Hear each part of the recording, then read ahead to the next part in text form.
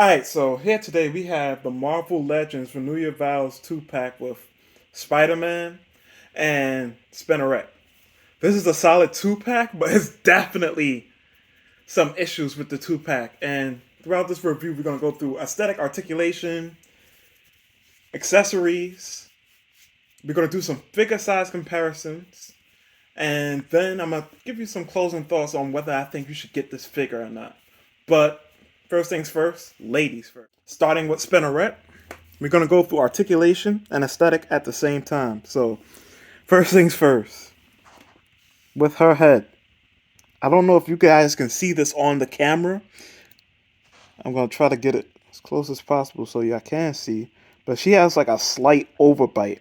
And the painting on the mouth, I'm going to move it back a little bit, isn't the cleanest. So that's the first thing.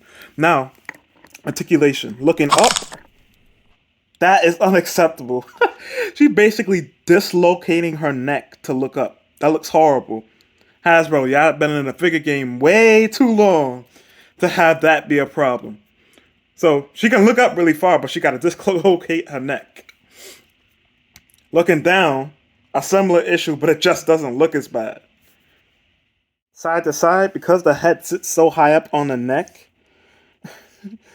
she has some nice, tilt movement. Of course, it goes all the way around as well. For the arms and the shoulders. Now, I don't know if you guys can see on the camera, but I feel like her shoulders sit a little bit low. I'm going to show you what I mean and some pictures from the comic book I got. But I feel like the shoulders sit a little low, which can make it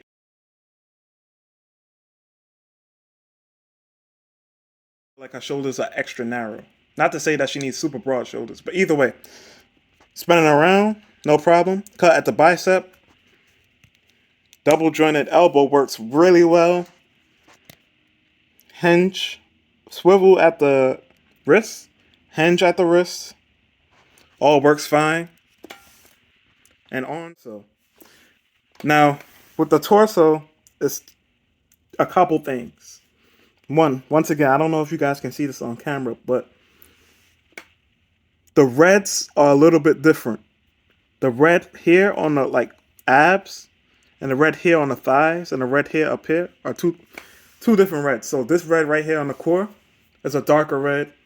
This red up here and on the thighs is a brighter red. So that's to keep in mind. Now it doesn't look oh so noticeable, but it's something to mention. Now, in terms of the articulation, it goes back about that far. Decently far, actually. But going forward, not a lot at all. She's basically just sitting straight up. And you get a twist, which breaks up the sculpt of the webbing, but it works nicely. Nice tilt side to side. So, overall, not too bad. For the legs, we got a lot to talk about. We're going to start off with this problem right here. They gave MJ a diaper booty. It looks like she's belong on an episode of Botched, Legs too slim for how much booty she got back there. But either way, I'm assuming they did it so, getting into articulation, she could do that. But you might as well have not done that because the range of movement isn't even that good going backwards. So either way, just that sculpt wise, that's not very good. Going out to the side, works nicely. Double jointed knee, works really good. Cut at the top of the thigh. You get an ankle rocker. And, goes up, goes down. And overall, that is it.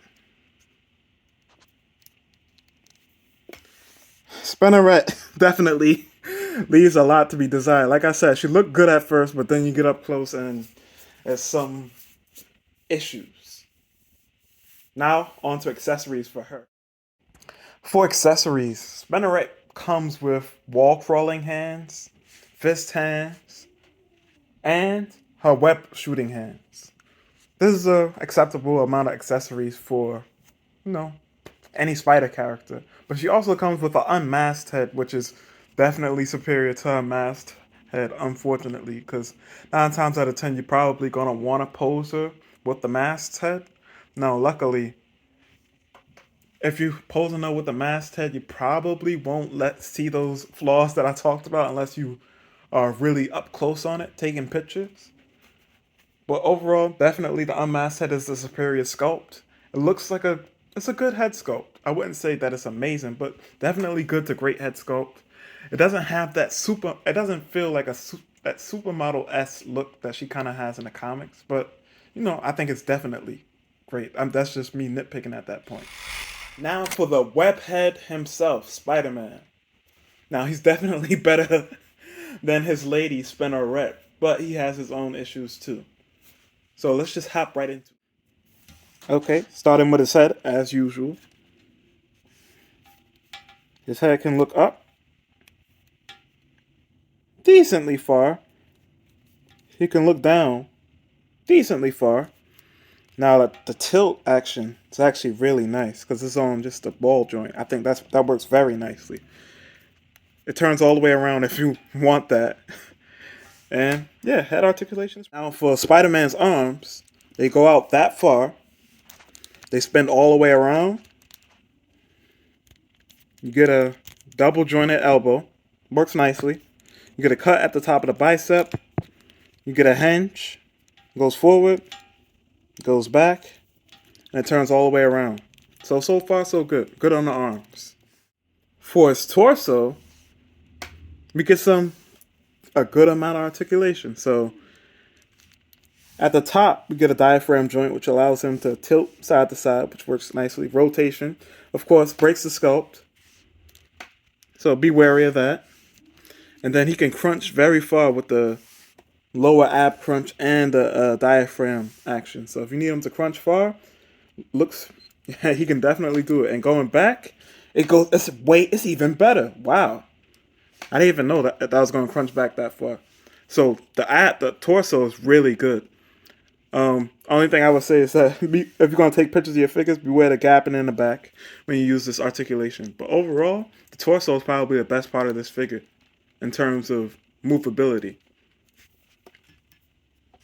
For his legs, they kick out about that far, which is just passable, I would say, for Spider-Man.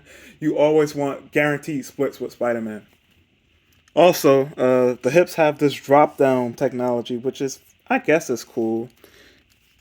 It's supposed to allow him to, I guess, to kick up higher, but it kind of kicks up into, doesn't really kick up that much higher. It only goes out about, 90 degrees? So that's not the best. If for all that, to have the drop-down technology. You get a double jointed knee, works fine. You get a calf rotation, which looks ugly when you use it. You get a thigh rotation, which doesn't look ugly when you use it, so use a thigh rotation. You get the ankle rocker, and you get something that we haven't got from a Marvel Legends Spider-Man in a while. You get a toe hinge. So that's good. Overall, leg articulation is decent. Once again, for Spider-Man, you want to have the best articulation. Because remember, this guy's super flexible and acrobatic. That's just his character. You're going to always want the most posability from a character like this. For Spider-Man, his accessories, same as Spinnerett's. He has the wall-crawling hands, the fist hands, and the web-shooting hands. Now, the standout accessory for this is his unmasked head sculpt. That head sculpt is amazing. It's one of the best head sculpts I've seen in any action figure line, period. They knocked it out of the park with that head sculpt. The only thing I could complain about is that maybe they could have put a little shading on the skin to really bring out the sculpt even more. But that sculpt is 10 out of 10, at least in my opinion.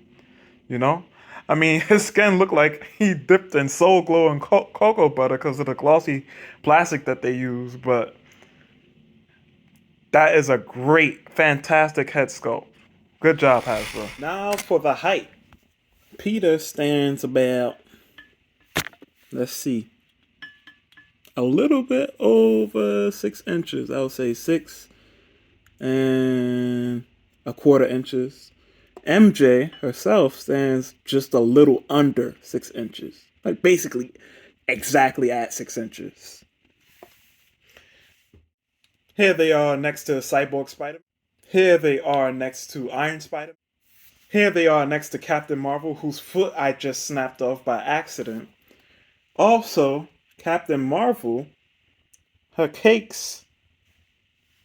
Let me see if I can get to focus. Her cake matches her legs. Hasbro. Here they are. Damn. Here they are next to Goku. Here they are next to Cuddle Team Leader by McFarlane Toys. Here they are next to Revoltech Superman, which I just reviewed. Check that out. Here they are next to the Mafex Ben Reilly Spiderman. And last but not least, here they are next to the Sentinel Into the Spider-Verse Peter B. Parker Spider-Man action figure. Once again, Joe, check out that review. It's still a contender for figure of the year. And now for my, final thoughts. Should you get this 2-pack? Well, it depends. Did you get the original retro carded Spider-Man figure? Which I would have done a comparison to, but If I had one! Sorry. No. Anyways, I guess the main draw of this 2-pack would technically be the new character of, MJ and her Spinnerett variation. And, that figure, while I personally do enjoy it, and it was somewhat fun to pose, objectively, it's not that great of a figure. Now, of course, personally, I like it a lot. And I definitely like this Spider-Man figure since I didn't get the retro carded one. And I hear that the retro carded one has a smaller head and also doesn't come with a Peter Parker head sculpt. So there's that to consider. So you would really be buying this figure the set for either the Spinnerett, the unmasked heads, and of course, this new Spider-Man figure, this new Marvel Legends comes with the toe joints. And of course, darker and more vibrant colors, I think. Darker but more vibrant. Overall, it's up to you. Do you want Spinnerett? If you don't want Spinnerett, then you basically just be buying this 2-pack for Spider-Man. And, the retro carded Spider-Man, I know it's gone up in price. So you actually do have a lot of incentive to get this set. One, Spinnerett. This is the only Spinnerett figure on the market by Marvel Legends. And that's one thing Hasbro has over a lot of these other companies. They can dig into this huge catalog of characters where these other companies are only really doing the main cast of the Avengers. They might give you a couple of Wolverine figures, a couple of Deadpool figures, but they're not really digging deep into the Marvel's cast of characters where Hasbro has the opportunity to do that. And they still have characters they have yet to make. So there actually is a lot of incentive, even if the figures, for example, Spinnerett, even if she's not that great, she's the only one that you got, unless you're going to pay somebody to do a custom. But overall, I think it's a solid 2-pack. Definitely go pick it up. Like I said, I think there's a decent amount of incentive. With the retro carded Spider-Man being super expensive, and this being the only version of Spinnerett that we have, no other company has attempted a Spinnerett, pick it up. But just be, ready for those issues that I discussed in the video. Stay tuned for the actual cool pictures at the end of the video, and until the next time, the reverse